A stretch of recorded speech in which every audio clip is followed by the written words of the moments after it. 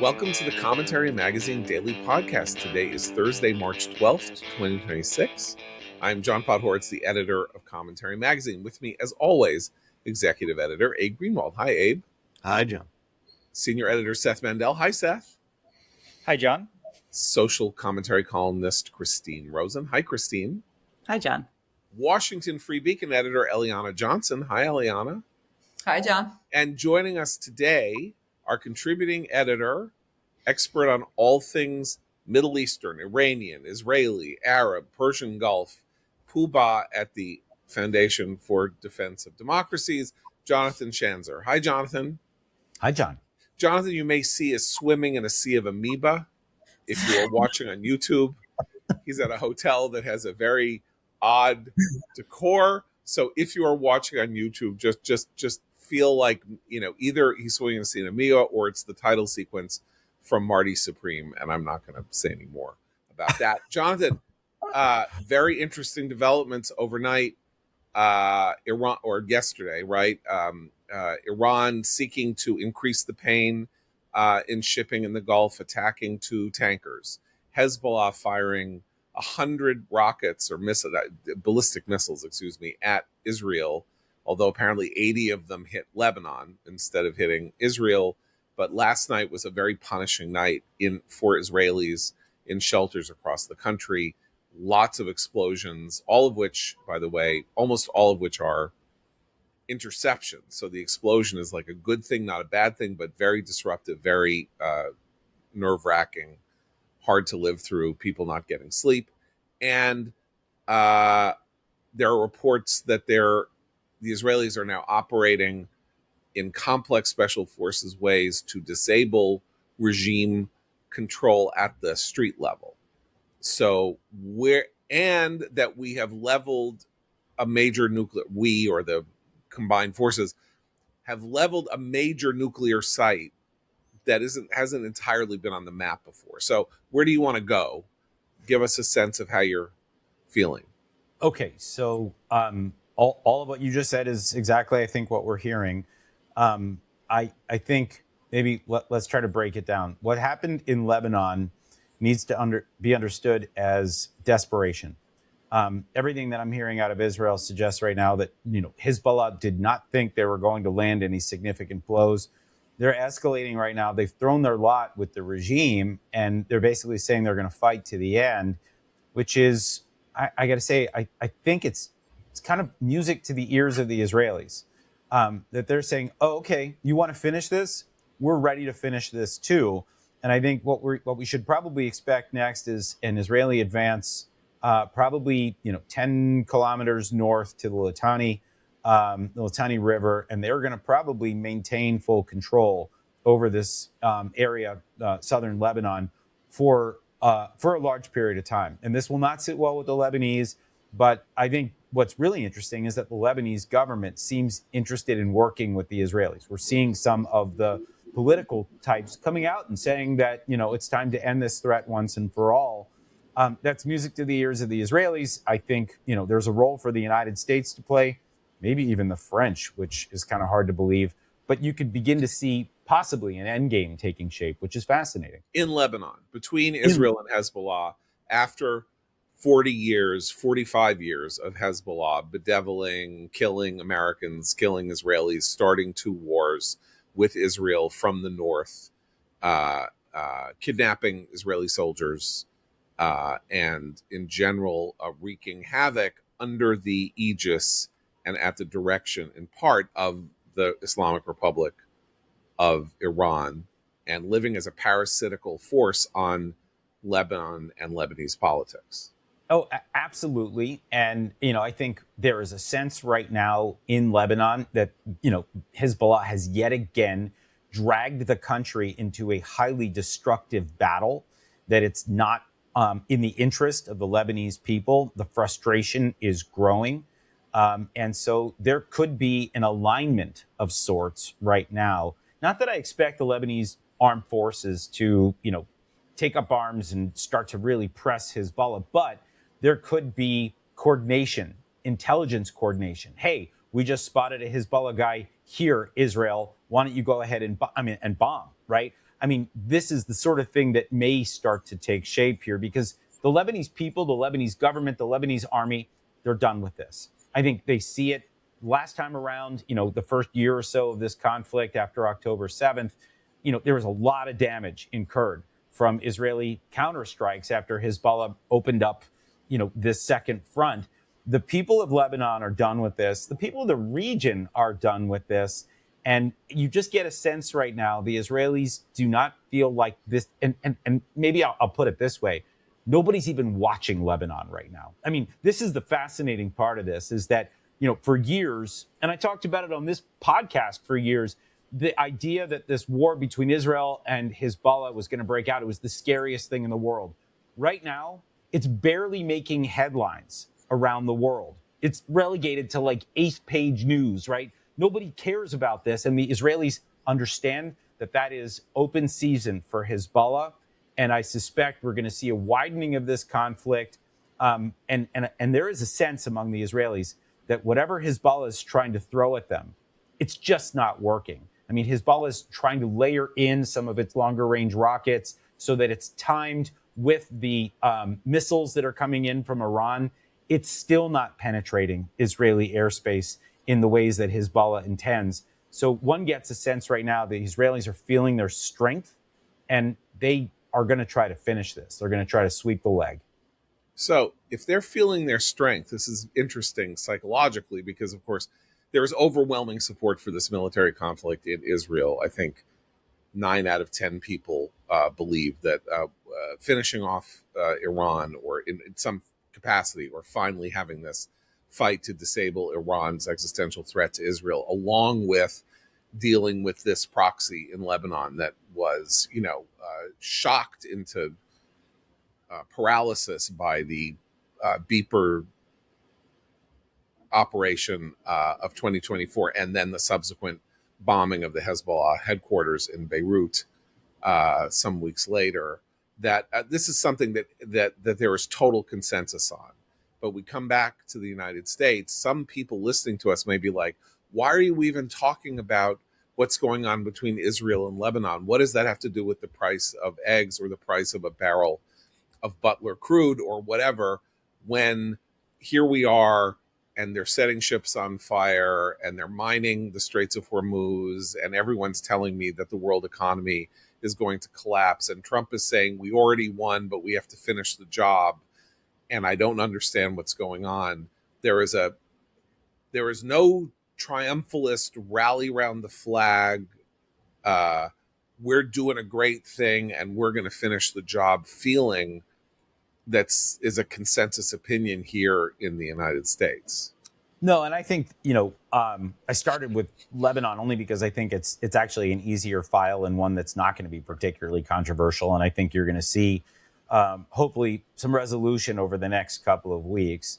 And by the way, there's nothing that is dictating to the Israelis that they need to stop eroding the strength of Hezbollah, even if the Iran war ends. This is like going to be a separate front, and likely one that the Israelis pursue without the United States, without buy-in, without a lot of coordination. I think it's widely understood that the Israelis just need to take care of business. Now, you move to what's going on in Iran, and I would say a few things to note. Number one, the operation is still going incredibly well. I mean, the U.S. and Israel are destroying thousands and thousands of targets, and they are eroding the strength of the regime. And there is no doubt that the regime is weaker and less stable as a result of this operation that's a week and a half old. The missiles that have been flying across the Middle East, we're going to start to see a drop, according to everything that we're hearing, that the total number of missiles in Iran's arsenal is probably somewhere between 500 and 1,000. It's dropping. Left. Correct. So and there are 2,000 or 3,000? 3,000, 4,000, something like that. So they've dropped probably under 50%, maybe, it could be actually reduced by even 75%, according to some estimates. And then there's the other part of this, which is, and we've talked about it here, the math is even more interesting when you think about the choke point, which is the rocket or the missile launchers. And the Israelis and the United States are hunting for those, and they are largely successful in winnowing down that number. So that means that the missiles flying across the Middle East are likely to drop. Now, the challenge here is that the short range missiles that are being fired at the Gulf and the drones that are being fired at the Gulf, those are harder. They're more plentiful and they're not as easy to destroy. They're smaller targets. And I think we're still in for it there. And you can see the way the Gulf states are getting, pretty wobbly here. They're getting pretty nervous because they're not used to this. And they don't have the air defenses that the Israelis have. They don't have Iron Dome. They don't have the ability to shoot down a lot of these drones and rockets. And so you're watching them get hammered. And that is, that's weighing on Donald Trump, right? I mean, he's watching how some of these oil producing countries are getting weak in the knees here, and they don't like it. And then on top of that, add what's been happening in the Strait of Hormuz with we've heard about, 10 or 12 mines that have been laid in the strait. And on top of that, talks of, possible attacks against American ships or other ships. What the Iranians have done is they have found, and they think they always knew it, this is Trump's Achilles heel. He wanted this war. I think he was willing to suffer some casualties, but what he didn't want is a global crisis economically. And this is exactly what the Iranian regime is trying to stoke. And Trump is trying to figure out how to end this on the right terms with the Iranian regime and not have a complete implosion of the global economy. Hey, Jonathan, I have a question because you talk about ending it on the right terms, and the economic crisis being Trump's Achilles heel. What do you make of all the increasing stories trying to tease out this supposed bifurcation between Israel and the U.S., different end games, right? Yeah. Trump wants to stop at X point, but Israel wants to go on until Y, and so on. Yeah, and I think, look, there is a senior partner in this war, and I think we all need to understand that. When the big fella decides it's over, it's going to be over. I mean, the Israelis can probably still attack, but then if that means that U.S. assets are still getting attacked or the Gulfies are getting attacked, that becomes a problem. I suspect we're going to probably move to the mowing the lawn portion of the war when Donald Trump says that it's over. It means that the Israelis will go in on occasion, they'll strike things, and then they'll leave, and the Iranians will be unhappy, but it will be more of the kind of asymmetric conflict. But let me just say a word about the friction that some people have tried to report between the United States and Israel. I've had some really interesting conversations with senior Israeli people who have been talking about the camaraderie between the Israeli warfighters and American warfighters, the integration of the Israeli and American air forces right now, literally the shared picture that they're seeing on the screens, right, in these operation rooms, and the shared intelligence and the shared objectives. There has never been a war fought like this in recent memory. And the way in which American warfighters are now watching the Israelis with unbelievable respect, flying American aircraft, using American weaponry, speaking to them over, their secure communications in English. This is a game changer. Now, I don't know what happens with the memorandum of understanding and what the arrangement will be between the United States and Israel after this. But from a military to military perspective, you can't actually paint a better picture. Now, politically, you can imagine that Donald Trump and Bibi maybe still have friction here and there.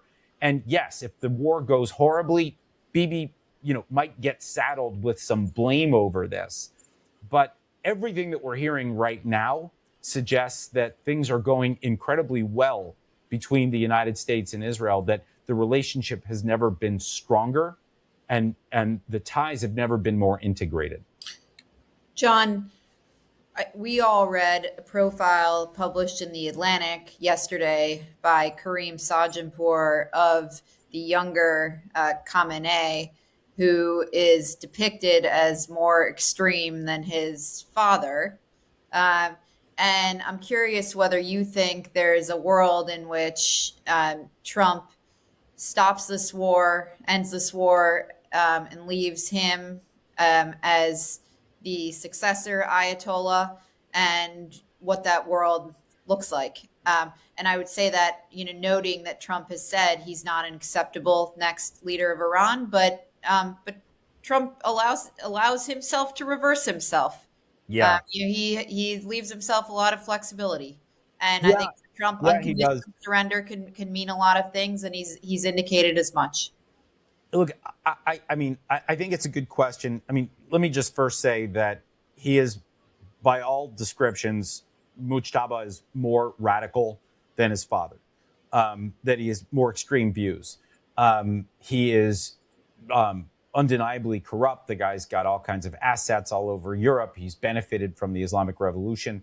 I think, by the way, it's rich that the Islamic Revolution of 1979 was designed to bring down a corrupt dynasty, and we are now watching the emergence of a corrupt dynasty within the Islamic Republic, and I think doesn't get enough airtime. The guy is apparently just a deeply flawed human being, and is not particularly adept at leadership or running a country. He is the choice of the Islamic Revolutionary Guard Corps, and that, I think, will make him widely hated by the people of Iran, which I think is important for what comes next. Can you which step is, back? Can you step back for a second and explain the distinctions here? Because we have the assembly that chose him, right? The assembly that named him Ayatollah. We have a regime that has a civilian leadership. Then we have the mullahs who run the religious authorities, who are the real power. And then we have the Iranian regular army. We have the Iranian morality police on the streets. And then we have this group, the Iranian Revolutionary Guard Corps. So who, just to clarify for people who hear these terms, who are the Iranian Revolutionary Guard Corps? How did they manage to pick themselves a Mojtaba Khamenei when the mullahs are the ones who actually get to pick the next head mullah, but not apparently in this case? Yeah, I mean, I think that the question that, the easiest way to answer that is with a question, which is, how many divisions do the clerics have, right? They don't have the military power. They don't have the hard power. The IRGC, these guys are supposed to be the sort of the top fighters, the most elite fighters within the regime. They have an enormous amount of cash through corrupt businesses that they've created over time. And they have the best weapons. They control the drones and the missiles. They're the ones who are really doing the fighting. The army, by the way, is considered to be sort of a lower class group, a larger group, but they're not the elite. The clerics, I think they have influence, but maybe not at a time of crisis. When there's a war going on, the war fighters are the ones that are calling the shots. And so what you've seen is the IRGC elevate this guy who is, untested. And the only thing that really qualifies but a veteran, him, right? He was in the IRGC as a young man, or yes, so we're told, or we don't really know. And I think, but the question is like, how adept is this guy at strategy and war fighting, and can he navigate the stresses of this war that's going on right now? And one gets a sense that he may be in over his head, and I think that's probably a good thing. I mean, it reminds me a little bit of what happened in Lebanon with Hezbollah after Nasrallah was killed, and the Israelis went through two other successors. They found Naim Qassem, who was like the head of the television station for Hezbollah, and the guy's like a complete idiot. I mean, I actually heard from Israelis, they're like, we're going to leave him off the kill list because we actually want him to stay in power as this boob that doesn't know how to run Hezbollah. They thought they had their own Zelensky. They said, well, it worked for Ukraine, right? They went to a TV host, and he was America. great. Right. Has a TV, and Argentina has a TV guy. That's where Malay came from. Anyway, by the way, so does the United States. Exactly. Can I ask? I have a question about the Strait of Hormuz, because that was the news that we all woke up to here in the U.S., sort of dominating the headlines this morning with these tankers being attacked. And you said, and I think this is absolutely right, that the Iranian strategy is to really make that a long-term painful choke point for what's going on in the region. So my question, John, is what are the tactics that America can use to prevent that? We've heard, Trump has floated two ideas. One, that the Navy will escort ships. But when the Navy was, a reporter from the Wall Street Journal asked the Navy, they're like, we don't have any orders to that effect yet. There was this discussion which we had the other day about whether America standing behind and ensuring the passage of some of the cargo ships would help. That's run into some challenges in the insurance market. So what do you see as viable tactics for the United States to use to upend this strategy that Iran's pursuing in the Strait? Yeah, look, this is sort of a problem from hell when you think about it, because if you put American warships in the Strait of Hormuz and then they start getting attacked with surface-to-sea missiles, advanced weapons, and we start losing ships in the Strait, well, then this is the nightmare, right? This is the scenario that Donald Trump was trying to say, hey, we're not going to get into stupid wars. We're not going to, we're not going to get ourselves caught in quagmires along the lines of like in Iraq or Afghanistan. You start losing these valuable warships, that becomes a huge problem for Donald Trump. So I think there's a reason why he's probably not ordered that yet. I understand that there are things that are happening where they're calling on every civilian business along the Strait to vacate. They need to get out of there, because there will be, drones and satellites overhead that if they see any movement whatsoever, they're going to bomb, right? So there's going to be, I think, a clearing out of this region, and they're going to try to make this kind of a clean zone, in order to allow for oil to get through. But I think this is far from settled. The thing that I keep hearing, though, is that there is kind of an egg timer that's going to go off for this conflict. That it will not this is every Israeli that I've talked to. Everybody believes that Donald Trump will not allow this to go on for past March 31st. Why? That's the Xi Jinping summit with Donald Trump scheduled right now. And Donald Trump wants to come to that summit with achievements, and he wants to come with a sense of finality of what's just happened in the region. And that, when we start to hear about how, people, various governments are opening up their strategic oil reserves to make sure that the price of oil doesn't rise too high, and that we kind of solve for this crisis on an interim basis. That's what's going on here right now. The idea is you open up the taps for a little bit, and then the war ends, and then Donald Trump has his meeting, and, everything is clean. But let me just say, that's not how this works. Because I think the IRGC right now is saying, you guys don't get to decide when this war ends, we do. And we're actually hearing that from the IRGC. They're saying, you might think that you can end this on your terms. We can keep this going if we want to. And that's, I think, where it gets complicated. And I'm waiting to see where the Pentagon comes out on this. I will say, I don't love the Pentagon briefings that I've seen. I don't get a lot of granular information from these things. And I'd be really curious to get a more detailed briefing right now about the U.S. perspective on the Strait. So I'm curious, when you say on the subject of choosing when wars end, and I don't mean to push us off the central topic, but remember Gaza?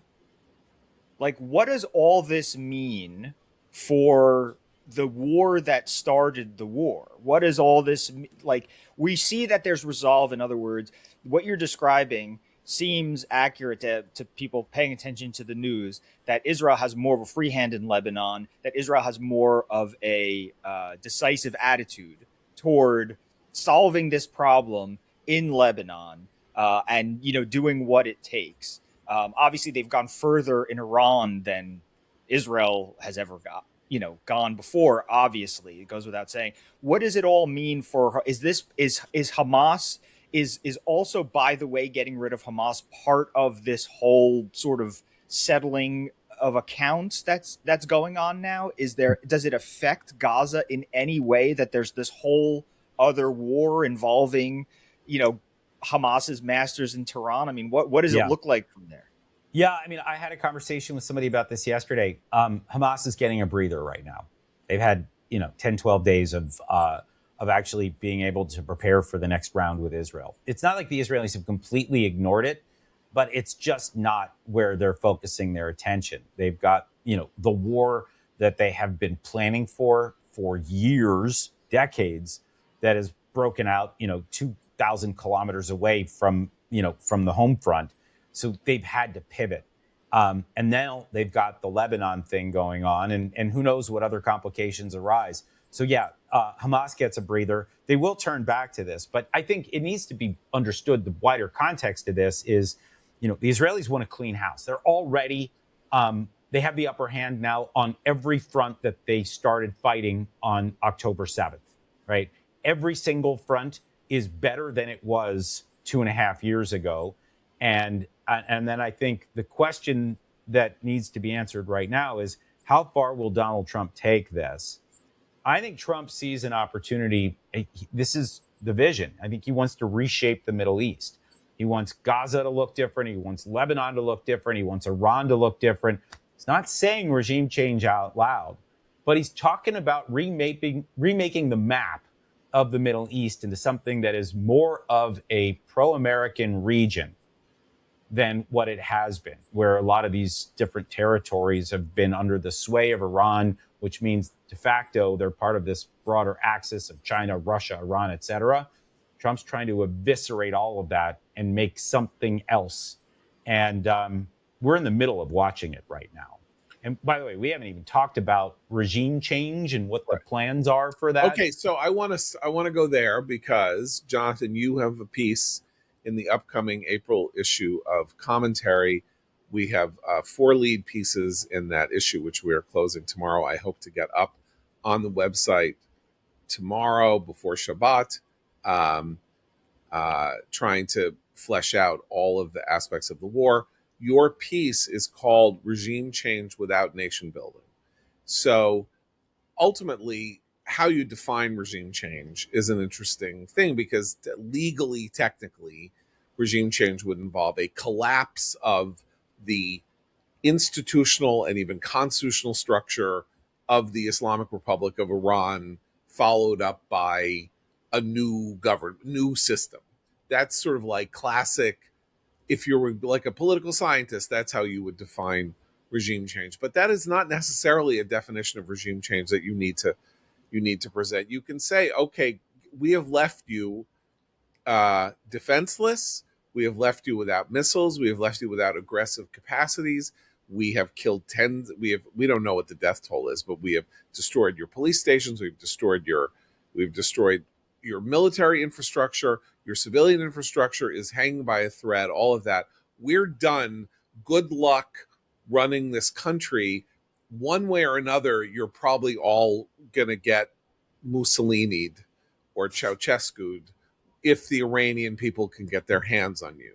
That's also regime change. What it doesn't involve is us or the Israelis then coming in and saying, here's how you write a constitution. Here's how you present. Here's how you look. We'll put purple ink on your finger when you vote so that everybody knows that you voted, and we can take a great picture of you with a purple finger. Obviously, Trump will do none of that. Obviously, the Israelis are perfectly aware of the fact that they cannot go in to a Shia Muslim country and say, look, this is how we do it. We set up a Knesset for you. It's all good. That's not going to work either. So talk about regime change without nation building. Yeah. So, I mean, one of the fascinating things that I think we just all need to understand is the United States has toppled something like 36 regimes in modern history. And not all of them ended up like Iraq or Afghanistan or Libya, for that matter, right? I mean, it's not always a disaster. You've got these examples of like the Philippines or Panama where we've had, successful outcomes. And I think, first, let's just, be aware of the fact that there are different ways of doing this. And I think Trump needs to figure out how to do it without expending, blood and treasure. He is trying to figure out how to placate that neo-isolationist faction of his party, while also trying to achieve his aims of reshaping the Middle East. I don't think it's easy, but I do think that if he's able to pull this off, it's the new paradigm. It's what we start to do elsewhere as the United States looks to reclaim its place as a superpower in the world. And as we enter into this era of intense great power competition with the Chinese, I mean, this is the context where I think we just need to understand what's going on here. It's a lot bigger than Iran. Now, when you drill down to what's happening in Iran, nothing is going to happen as far as regime change is concerned until the guns fall silent. The people of Iran will not come out into the streets while the streets are getting bombed. I mean, I think that's pretty self-explanatory. Nobody's going to want to risk their life and limb to get out into the streets and to challenge the regime when everything's getting bombed to smithereens, and will likely that'll be the trajectory for the next couple of days, couple of weeks. What I think is fascinating, I mean, two things. One, we've started to see the Israelis soften the ground for the Iranian people. Reports overnight that besieged checkpoints were getting bombed by Israeli drones. Okay, again, who are the besieged, just quickly? Besieged are the internal repression apparatus most closely linked to the powerful IRGC. So these are the elite kind of police, if you will. These are the internal repression thugs of the regime. And there were dozens of them that were sent to hospitals across Iran last night because they're checkpoints designed to keep the people of Iran down. Those checkpoints were getting bombed. And that, I think, is just a little foretaste of what we're going to start to see. I think that, let's say it's April 1st or whatever is the date where the fighting stops and we reach some kind of, calm or stasis in the region. That's when I think you start to see Israelis carrying out, these kind of asymmetric operations or more of them. We start to see information operations, psychological operations. The Israelis, maybe try to hijack the airwaves and to start to message to the Iranian people, the text messages, the opening up of the internet, Starlink, right? All of these things that can help the Iranian people organize better. By the way, that doesn't even include cash and weapons and other things that I would be shocked if they're not pre-positioned somewhere on the borders with Iran, maybe Azerbaijan, maybe Turkey, who knows? But the idea being that once the fighting stops, if you ask me, that's where it gets really interesting. That's where the great game begins, where the Israelis and the United States are actively working through intelligence and other kinds of operations to bring down the regime from within. Okay, two questions on that. Okay, one, doesn't this mean that there was clearly a plan, that the stories we're hearing about, well, they didn't really plan, they didn't really know what to expect, there wasn't a plan for this war? Doesn't the fact that, Bibi can say, wait, don't go out into the streets just yet, we're planning something, and 5 days later, every besieged checkpoint blows up? And doesn't that show? That's the first question. Doesn't that show that there really was a plan?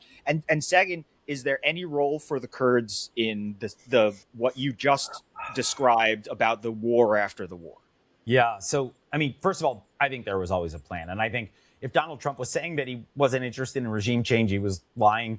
And if, Bibi was saying that he has patience, he's lying. They want this happening now, and they want to get it over with, and they want to get it happening. Here's the question on the Kurds, I think, is more interesting.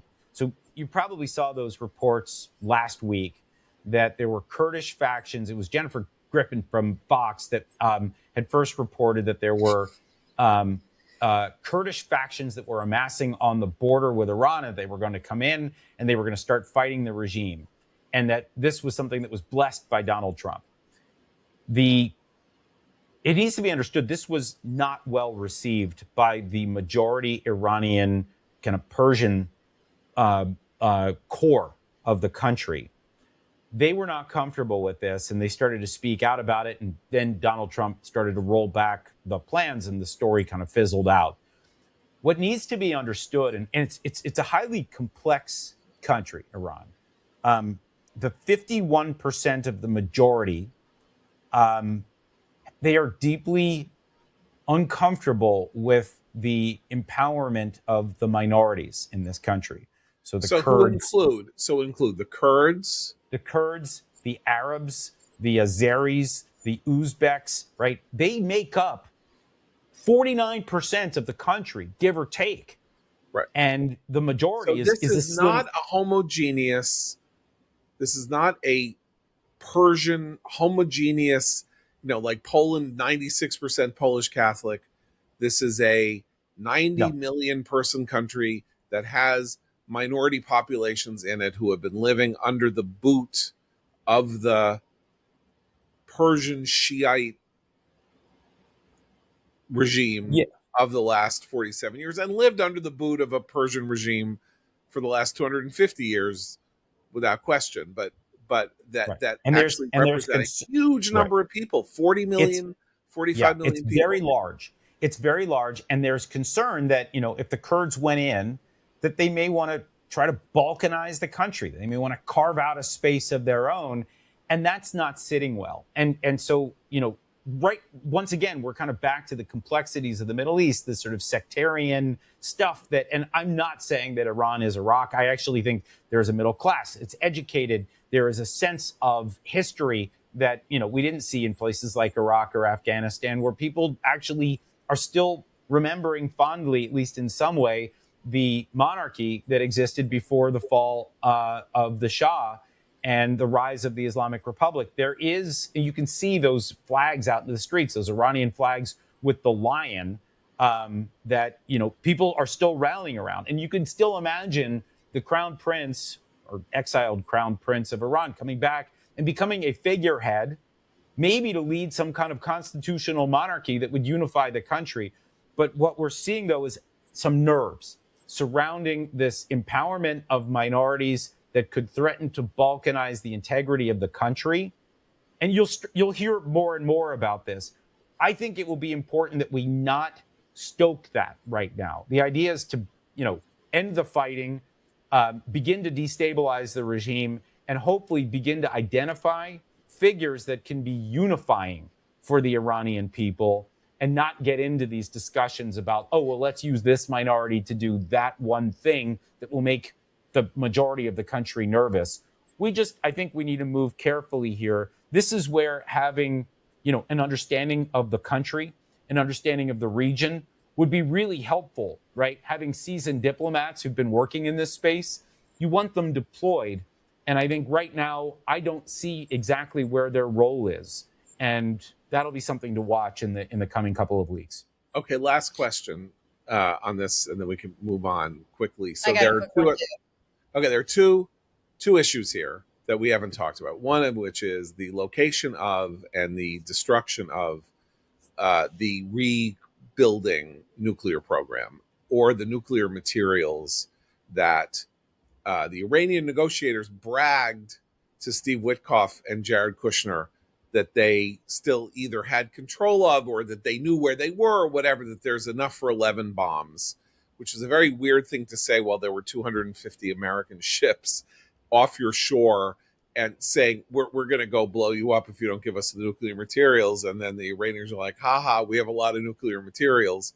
Kind of a weird thing, but like the final trigger for that and the information that they were all meeting together in the building in Tehran that Israel could bomb.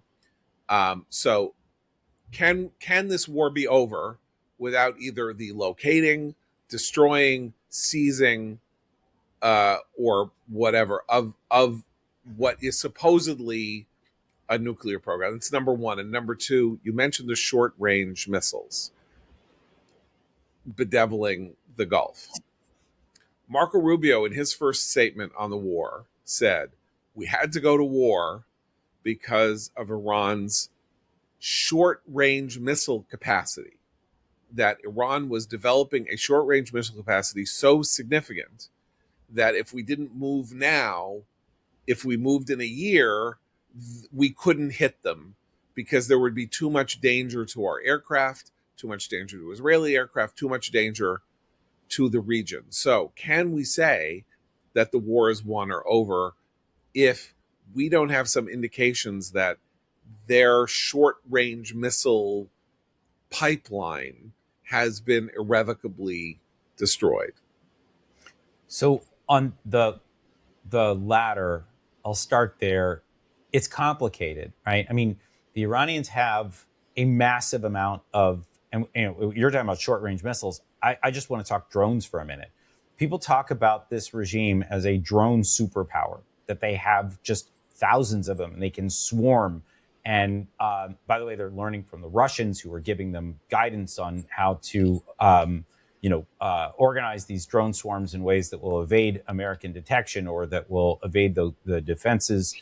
And of course, we've been hearing about the Ukrainians sending advisors to try to help in this regard. This is complicated stuff. And then you've got the short range rockets that don't require the same rocket launchers that the Israelis are hunting. It's a more bountiful arsenal, and it's going to be a challenge. I will say it's probably better that we're doing this now and we're eroding the regime and trying to weaken it, because yes, if we had allowed them to continue to amass the long range and the short range and the drones and potentially develop this nuclear program as they have been, we were looking at a regime that was going to become too powerful and difficult to stop. And this was the moment, right? So right now we've got zero air defenses or near zero air defenses that the Iranians are able to operate. And that means that the United States and Israel can just operate in the skies over Iran with total impunity, attacking what they can. This is now a question of intelligence, and it's a question of being able to penetrate those underground bases that are holding the drones and the missiles, both long range and short range. This is not easy stuff. And it's one of the reasons why everybody in Israel is saying, I hope Trump can hold on until the end of March. They're worried that he's going to stop when there's a lot more to damage. There's a lot more work to be done. They're carrying out 1,200 or 1,500 strikes a day or something crazy like that between the United States and Israel. And I'm hearing that they could do this for another 2 to 3 weeks and still have ample targets left in the target bank should they wish to continue into April. So there's a lot of work to be done there. On the nuclear front, look, I'll just say this. Everybody's read about the reports of this one facility, and it sounds like the United States is dropping the MOPs, the massive ordnance penetrators, into underground facilities, and they're doing more damage to the nuclear program. Again, this is, I think, where it would be great to get maybe a more fulsome readout from the Pentagon about where we are. But that's kind of not what the MO is right now. I think we're getting a lot of general BDA, the battle damage assessment. We're not getting into here's how many targets in this vertical, here's how many in this vertical, and this is how many more we have to go. We're not really getting a sense of how far along we are on all of this. They're keeping it close to the vest, maybe because they don't want the Iranians to have a sense of what the strategy is. Well, the Iranians may not know how damaged they are in weird ways, because if we did disrupt their command, control, and communications, their ability to know from Tehran what's going on up, north by the northern borders, they may not have any idea, except that there's radio silence from some of these facilities, and therefore they're flying blind or pushing a button that doesn't launch anything. Yeah. Or saying we'll get you, and then finding that everybody who could have gotten them is dead. That's psychological blows from which it's hard for a regime to recover. Oh, absolutely. And again, I think when the fighting finally stops, and everybody should know, the Turks are trying to work, a ceasefire, and I think the Omanis are involved. The Qataris for sure, they've gotten weak in the knees and they'd like this whole thing to end, and they're lobbying the United States to end the fight. When it eventually happens, that's where you start to learn how much damage there was. You'll start to get reports from the ground in Iran. You're going to start to have maybe better satellite imagery. It's going to take a little bit, but I think you're going to see that the regime is significantly degraded. The only question from there is, can you parlay that into regime change? And that's the untested question. And can you do it as an America First regime change? In other words, regime change, as we just discussed, without nation building, without spending trillions of dollars, without putting boots on the ground. That means making Rubio the Ayatollah, or Well, of course, he has every other job. Eliana, you also had one more question you wanted to ask. Sure. Yes. If the U.S.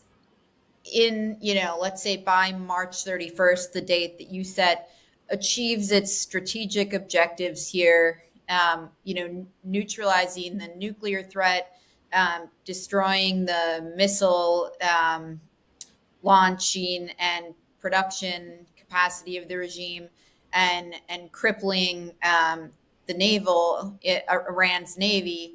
How should we think about that if the regime, as we're discussing it, and the Ayatollah 2.0 is still in power?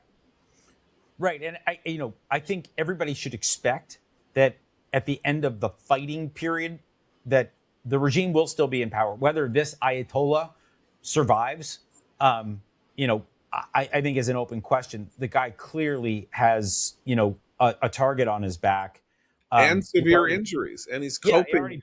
Yeah, he already had a broken leg and a lacerated eye or something, as a result of the attack that killed his father. And, that's why they trotted out that weird cardboard cutout with his face pasted on it. It was just bizarre, right? And this guy's kissing it, and it was absolutely weird theater. But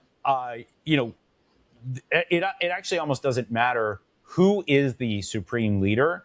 It's a question of the regime. And everything, you've probably seen these reports, overnight. There are apparently multiple intelligence reports from the U.S. system suggest that the regime is still intact, that it's still operating. And I think here's where it's important to remind people a few things. This is not Maduro, right? This is not Venezuela. This is a deeply ideological regime where people were raised on the Islamic Revolution and its, core ideological tenets from age zero.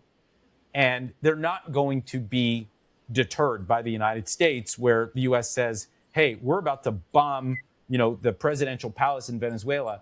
Get the hell out and we'll pay you, or we're going to bribe you, or we're going to, we have compromising material on you. You need to get out. We were able to maneuver some of that so that it was easier for that special operation to take Maduro off the chessboard.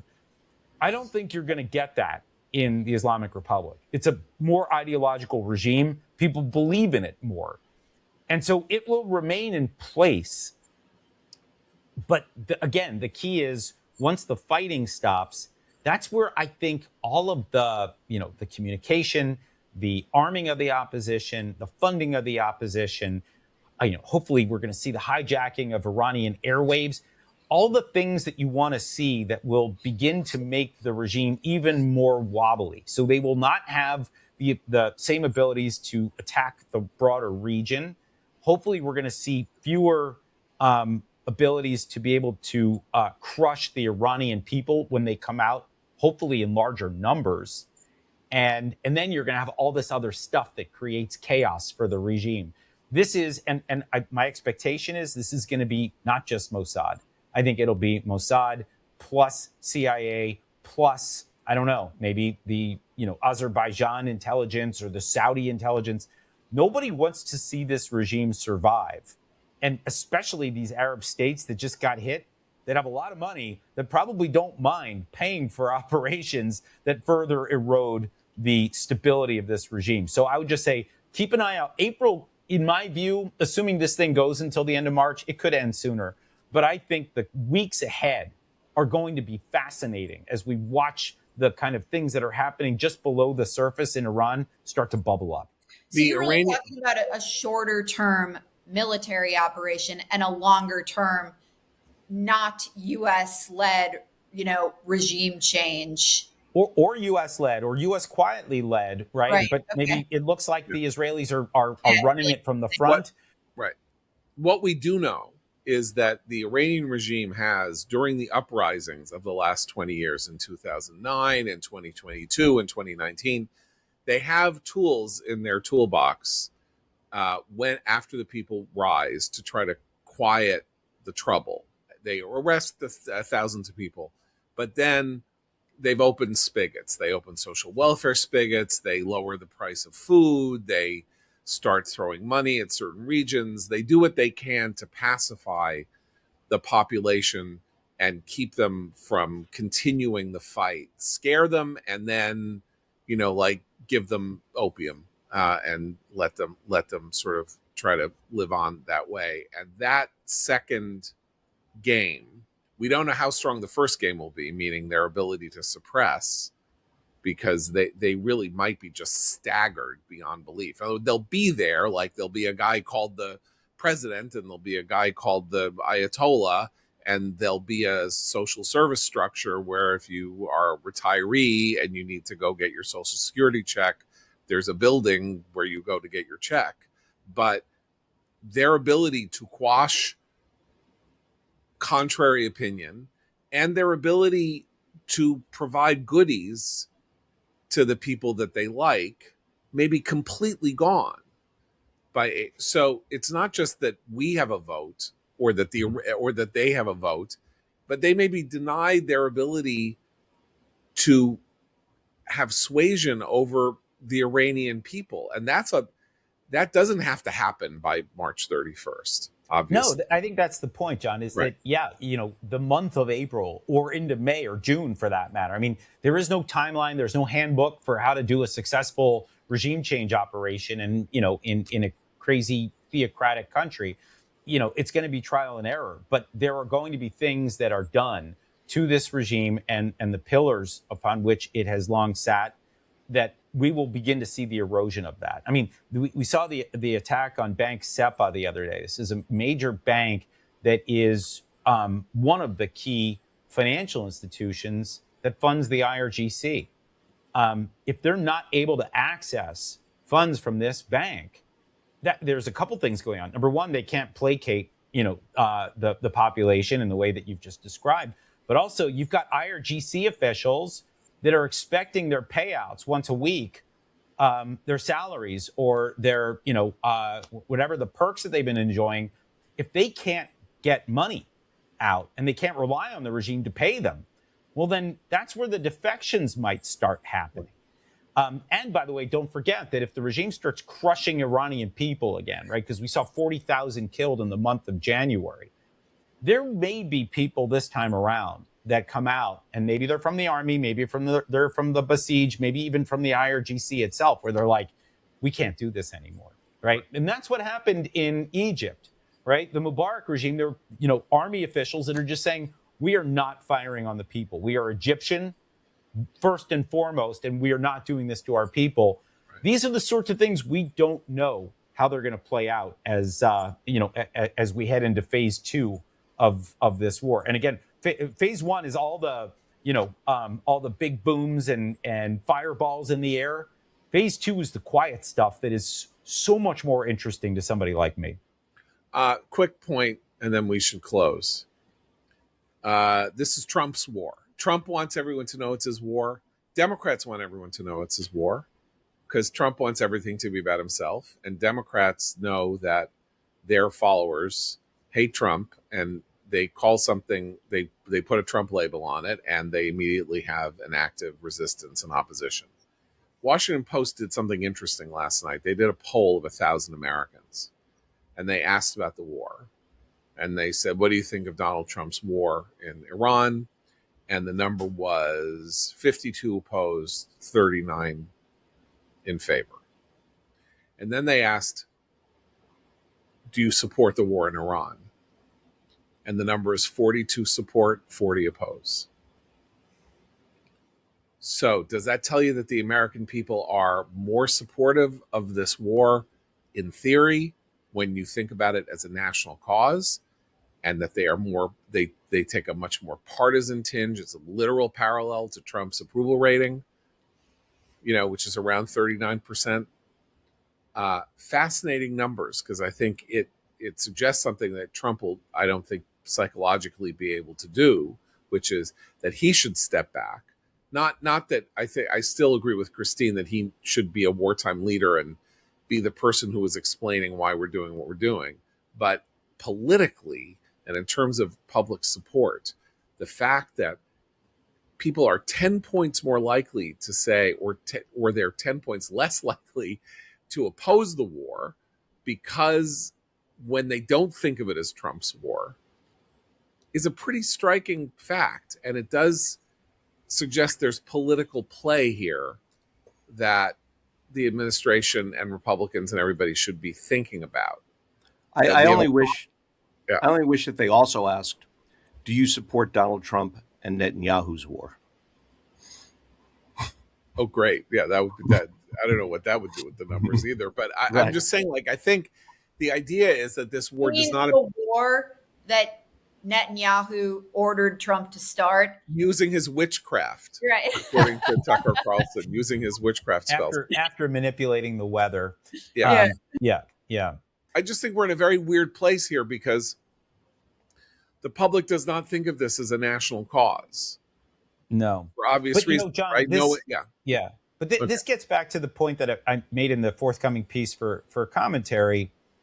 A lot of the opposition to this is it's continued opposition to the Iraq and Afghanistan conflicts, right? And maybe Libya, right? We're so scarred by what happened a quarter of a century ago, and the disastrous withdrawals from these places and the mess that emerged, that we're afraid of trying to shape the world in ways that would be beneficial to the United States. We've given up on this idea, and Trump clearly hasn't. Trump clearly has a very different idea in mind. And again, I think that if he's able to somehow figure out how to do this in ways that appeal to the interventionists, the internationalists, whatever we're calling it within the Republican Party, let's just call it the Rubio wing of the party, and then also avoid the mess, the morass that all of the isolationists, the Vance wing of the party, that they're warning about. If he can somehow show people that MAGA can thread the needle, that America First can thread the needle, we're dealing in a different paradigm. And so the polls right now, I mean, I think they're instructive and I think they're important, but I think that the most important thing is to figure out how to get this thing to look like a success so that Americans can start to feel comfortable again with the idea that, hey, we're a superpower and we get to decide. If we have a real problem with the regime, we can do this and not lose, 6,000 Americans and trillions of dollars. These are the sorts of lessons that I hope we can take away from this war. I agree with John. I think Seth and I are about the same age. And for people in our generation, we came of age during the Iraq War, and we haven't lived really during American military conflicts that have been extraordinary successes. We didn't live through World War II, and there was a previous generation that lived through Vietnam and was shaped, their worldview was shaped by that. Our generation worldview was really shaped by the conflicts in Iraq and Afghanistan. And I think to the extent Trump, through some of these actions, can shape the view of how the American military can be used and what the American military can do, will really change the outlook of both those serving in the military and those who aren't serving in the military. But his view of what the country can do on the world stage and how it can reshape, the world and what America's role in the world, it could be a really powerful thing.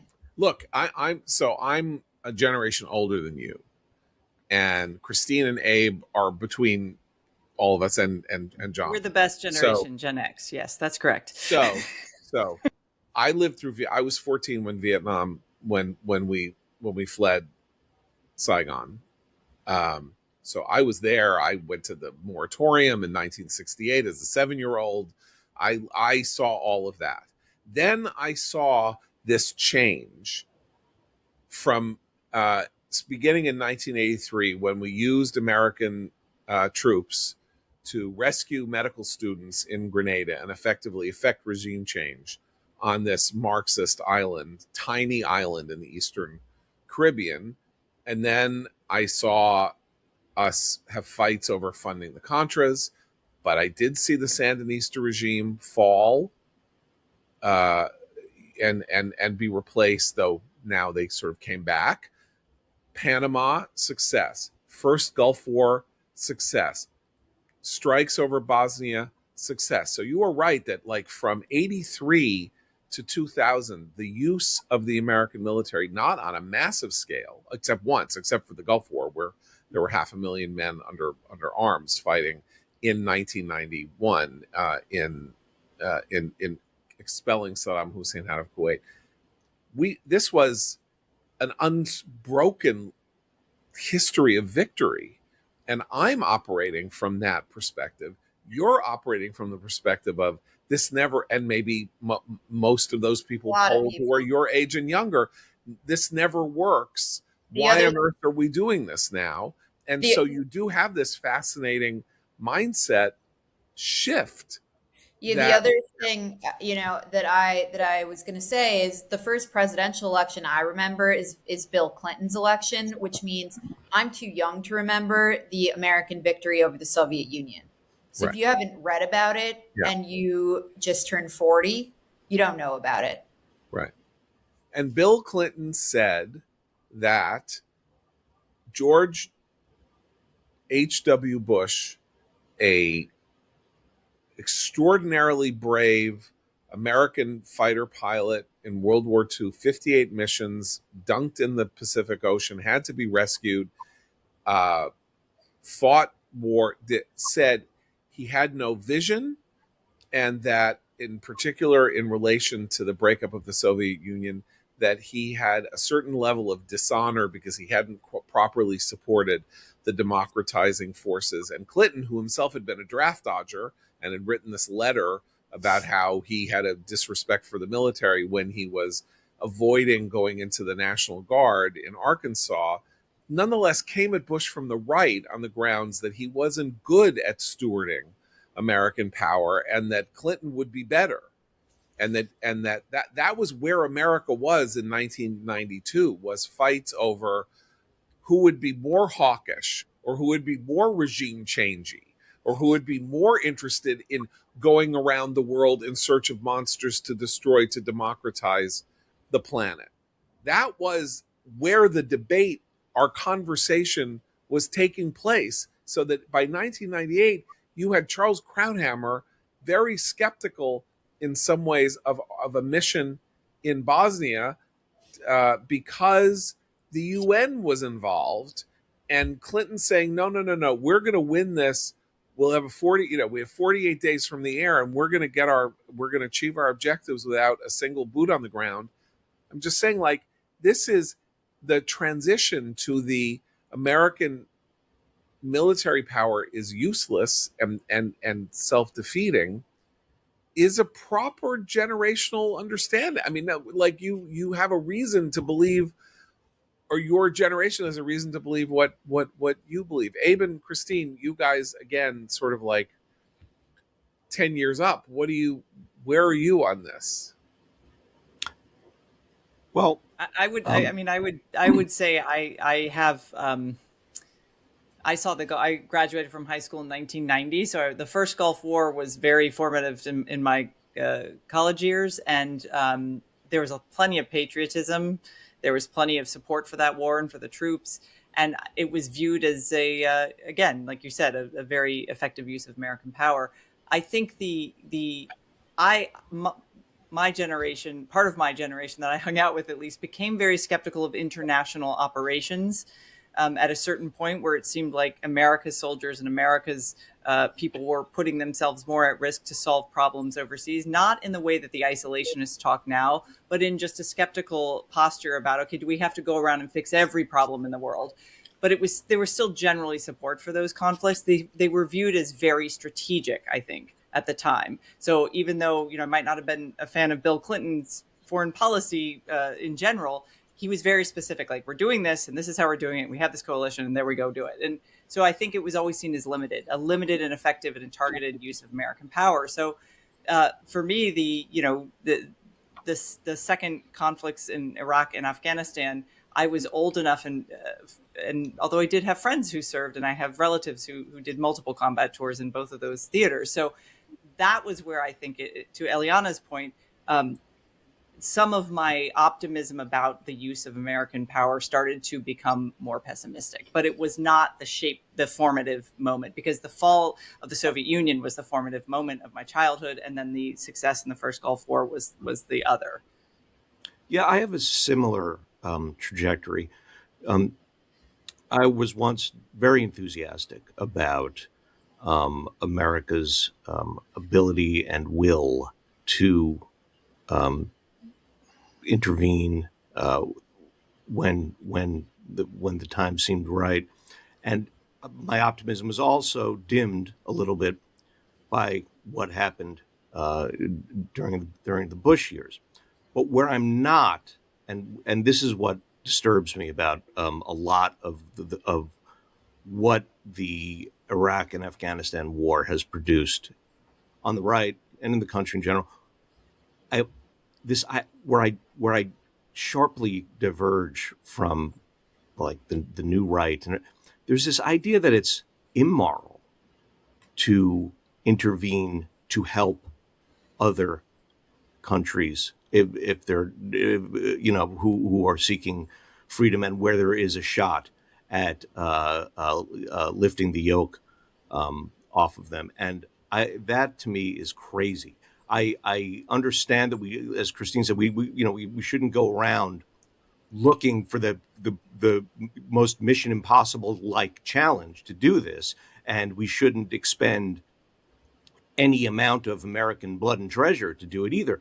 But the idea that there's something wrong, immoral, you're not serving the American people and the American vision if you're out there doing that, to me is crazy, wrong, and dangerous, because we are the only ones who can do it, who have a history of doing it. And if no one does it, things get worse for everyone, including us. Totally agree and let with me that. actually just let me just add that, and I associate myself with Abe's remarks, but what I would just note here is that we are now entering into this moment of intense global competition with China. And if we cede ground to the Chinese, we give them more influence and more control over more regions around the world, this is not going to end well. Right. Right? We're going to see this totalitarian, just dystopian regime start to expand its power into places that we don't want to see it. And this actually is probably one of the most important arguments in favor of what we're doing right now in Iran. People are like, oh, it's for Israel. No, actually, if we can flip the Middle East and make this an American region, this is enormously important, not just for energy, but for lots of other reasons as we head into this great power competition. So I think, folks are, I think, missing the point in huge ways. Like they're just not focused on what's happening globally. It's just, oh, we can't have another Iraq or Afghanistan. Okay, yeah, we shouldn't. And let's do our best to not have that. But let's understand some of the other larger forces at play. Look, I just to complete this point, because we haven't mentioned Ukraine and Russia, and in this regard, and part of what happened here with us going into Iran, there was an opportunistic quality, by which I mean things happened on the ground in Iran in December that we did not anticipate. This uprising that began on December 28th, rural everywhere, because the rial, the currency, went to zero. People's money was worthless. They couldn't buy anything. They were suddenly completely immiserated. And that has something to do with what happened in the 12-day war 5 or 6 months earlier. That is, that the regime was humiliated. Things were bad. Sanctions were biting. They had no capacity to really argue against them. And so this thing happened, and Trump's like, okay, help is on the way. And Israel's like, this is great, because we really should go back and finish the job that we started. And oh, look, we can hit the Ayatollahs. Ships are starting to come in. American forces are starting to gather. And part of it is Trump saying, you know what? The Iranians are showing signs of weakness. The regime is showing signs of collapse. And the Israelis have this fantastic system wired maybe to do great work. We'll jump in. It'll be our war. But like, this is real world conditions say we can go in at very low cost. They're not gonna be able to hit our planes. They have no air defenses, all of that. Opportunistic. Ukraine, similarly opportunistic, and we complained on this podcast throughout the Biden years that it was an unbelievably low cost for us to support Ukraine. It was just materiel. It wouldn't be people. They were showing real signs of military innovation, tactical brilliance, and the Russians showing that they stank. They were a terrible army. They were a terrible military. They were losing people at an astonishing clip. There was all sorts of weird tensions inside the country that led to that weird moment when the Wagner group started to march on Moscow to take over the military and all of that.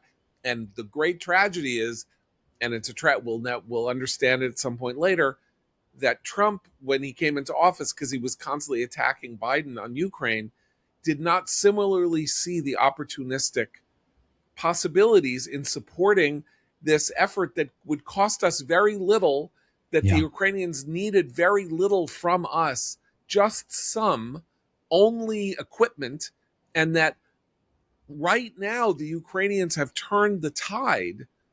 I mean, it's a tiny tide, but they've taken back several hundred kilometers of territory that the Russians lost a couple 100,000 men taking over the last year.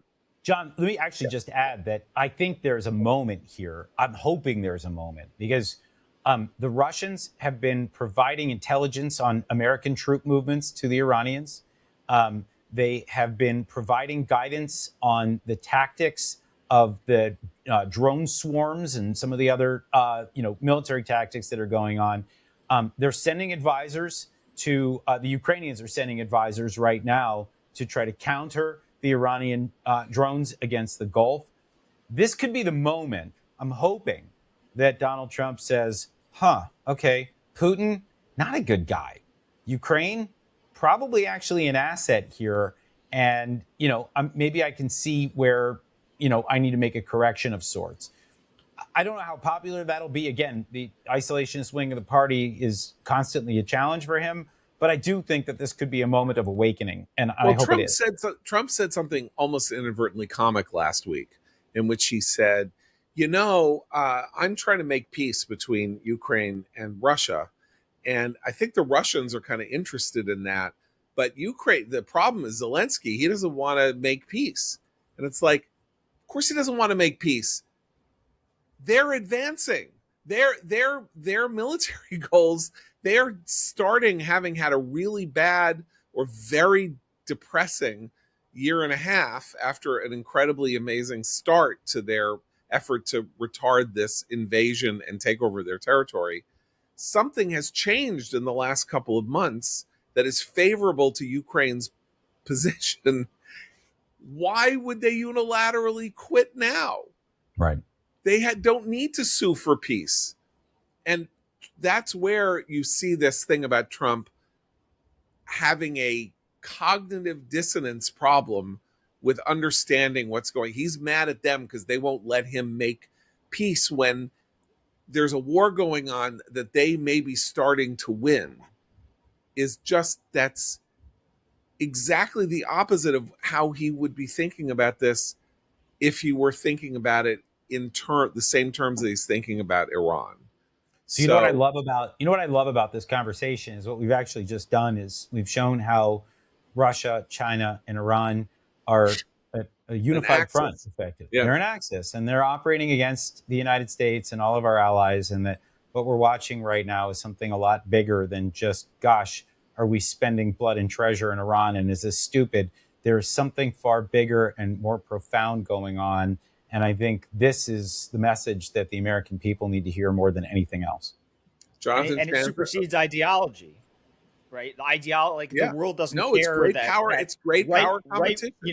Right wingers don't really like Ukraine, and left wingers don't really like Israel and whatever. But when Israel took out those Iranian rocket factories, it lightened the war against Ukraine because the Russians were using those Iranian missiles and drones on Ukraine. Like the fact is the three of us are on the same side: the United States, Israel, and Ukraine in this war. There's no other way to, and the missiles are flying in very there. specific directions. Yeah, throw Taiwan in there, and you start to see what's going on worldwide. Right. Exactly. So anyway, this is a great power competition, and ententes and alliances shift and move over time, as long as the through line remains what it is. Anyway, Jonathan Schanzer, please watch at commentary.org. Hopefully sometime tomorrow his piece, Regime Change Without Nation Building, will be up, as well as articles by Eli Lake and by Todd Lindbergh and by me in a package we are calling Iran Amok. I hope you like it when you get a chance to read it. Fantastic to have you on, Schanzer, as always. And for Seth, Christine, Eliana, and Abe, I'm John Podhoretz. Keep the candle burning.